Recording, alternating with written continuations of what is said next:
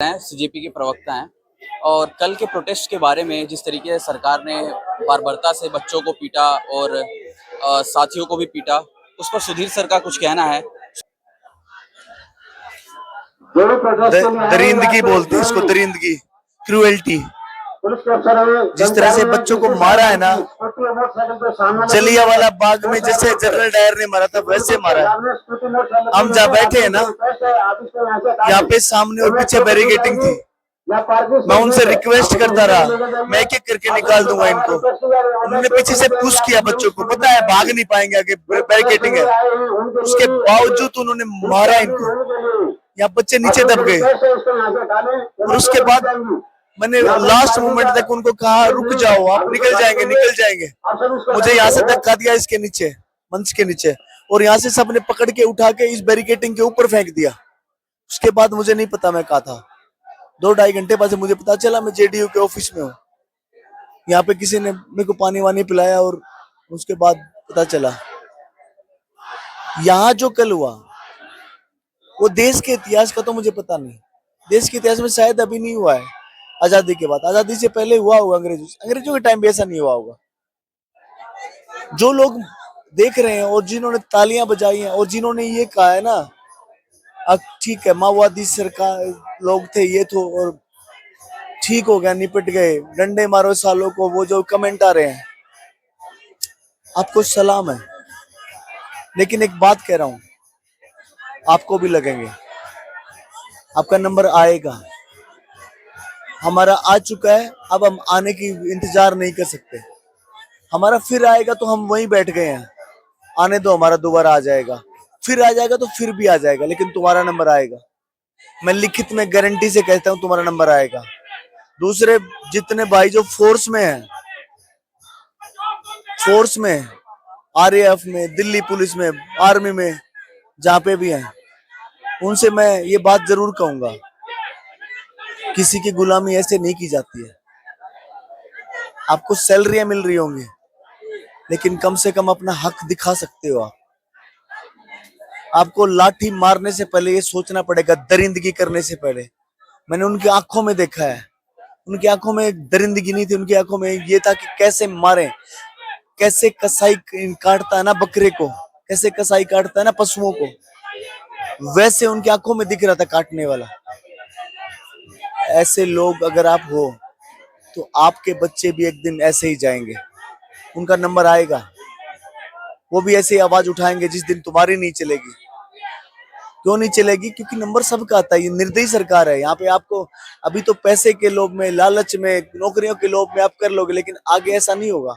एक दिन तुम्हारा नंबर भी आएगा, सबका नंबर आएगा। जिंदा रहेंगे, लड़ते रहेंगे, जिंदा दिली के साथ लड़ते रहेंगे। मेरा उन बच्चों के लिए संवेदनाएं है, मैं उससे ज्यादा कुछ कर नहीं पा रहा हूँ, क्योंकि कहीं ना कहीं हमारी भी गलती है कि हमने इस देश के लिए आवाज उठाई। बेचारे वो बच्चे जो आए हैं पूरे हिंदुस्तान से 10 लाख लोग, उन्होंने भी आवाज उठाई है। वो उनका एक ही मकसद था कि शिक्षा व्यवस्था अच्छी हो, कोई मकसद नहीं था। 31 दिन हो गए थे प्रोटेस्ट को, एक सिंगल दुर्घटना नहीं हुई। ये गोदी मीडिया और सारे लोग थक गए थे कर करके कहीं छोटी मोटी दुर्घटना हो जाए, लेकिन बच्चों के मन में गांधी और बाबा साहब थे, वो बिल्कुल भी उस चीज पे जा ही नहीं रहे थे कि कोई। कल पूरे प्रोटेस्ट में 10 लाख लोग थे। पुलिस ने जब पीटा उनको तो भी उन्होंने वापस पलट के वार नहीं किया, लेकिन पुलिस ने बहुत सारे लोगों को मारने तक पीटा। तो एक आधी जगह उन्होंने पुलिस को धक्का उक्का दिया है। पुलिस ने पत्थर मारे हैं पहले लोगों को, पुलिस ने, ताकि वापस पत्थर मारे तो वीडियो बन जाए। पुलिस ने मारे हैं पहले पत्थर। ट्रक भरा हुआ खड़ा था यहाँ पे, हमने वीडियो डाली थी, LIC की बिल्डिंग के सामने पत्थरों का भरा ट्रक खड़ा था। एक टूटी हुई गाड़ी खड़ी है वहां पे, वो गाड़ी पहले से खड़ी थी। पुलिस ने खुद की गाड़ियों के डंडे मारे हैं। दैनिक भास्कर जैसे अखबार ने फ्रंट पेज पे गाड़ियों की फोटो छापी है, शर्म आनी चाहिए। टूटी हुई गाड़ियों की फोटो छापी है। कभी पता है कितने आदमी मर गए हैं, कितने आदमियों को इन्होंने जिंदा दबाने की कोशिश की है?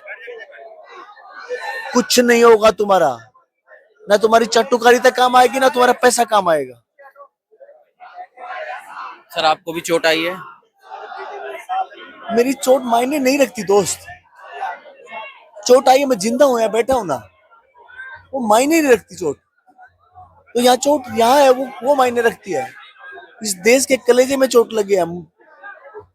हम कुछ भी ड्रामे कर लें यार, ड्रामे करने से क्या होता है? उतनी चोट नहीं है कि मैं चल फिर नहीं सकता, मैं चल फिर सकता हूँ, लेकिन ऐसी भी चोटें हैं कि लोगों को अभी तक होश नहीं आया। और जो डेमोक्रेसी पे चोट दिया है सरकार ने। खत्म है।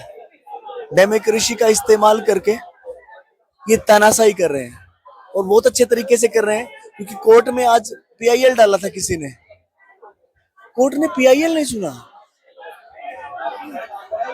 कोर्ट के जो भी जज बैठे हैं उनमें कोई संवेदनशीलता है या संवेदनहीन हो गए हैं वो? उन्होंने देखा नहीं क्या क्या किया इन्होंने बच्चों के साथ कल? हर कोई यार, सारा सिस्टम ऐसे लगा हुआ है यार। चंद लोग हमारे देश को कैसे खत्म कर सकते हैं? प्रधानमंत्री दुनिया भर की बातें करते हैं और संसद से कल भी उन्होंने संसद के पहले सत्र को संबोधित किया, लेकिन उसमें छात्रों की बात कहीं भी नहीं थी, जबकि उनसे 1 किलोमीटर की दूरी पर यह सारा कुछ प्रदर्शन चल रहा था। तो सरकार क्यों खौफ खाई हुई है इतना, या फिर वो क्यों नहीं भेजना चाहते अपने किसी प्रतिनिधि को या सीजेपी से बात करने के लिए? और बात भी तो सिर्फ एजुकेशन के मुद्दे पर करनी है। सारी मीडिया पहले कह रही थी, पूरा देश कह रहा था धर्मेंद्र प्रधान के इस्तीफे से क्या होगा। आज पता चला क्या होगा। धर्मेंद्र प्रधान के इस्तीफे से देश बदलना था। उन लोगों को आइडिया भी नहीं था, इसलिए वो भड़का रहे थे कि धर्मेंद्र प्रधान के इस्तीफे से क्या हो जाएगा। अगर धर्मेंद्र प्रधान का इस्तीफा होता तो ये देश एक लास्ट लय में चल पड़ता कि यहाँ पे हमारे हाथ में लोकतंत्र है, जनता के जो सेवक हमने चुने उनसे कुछ भी करा सकते हैं, और वो देश बदल जाता वहां पे।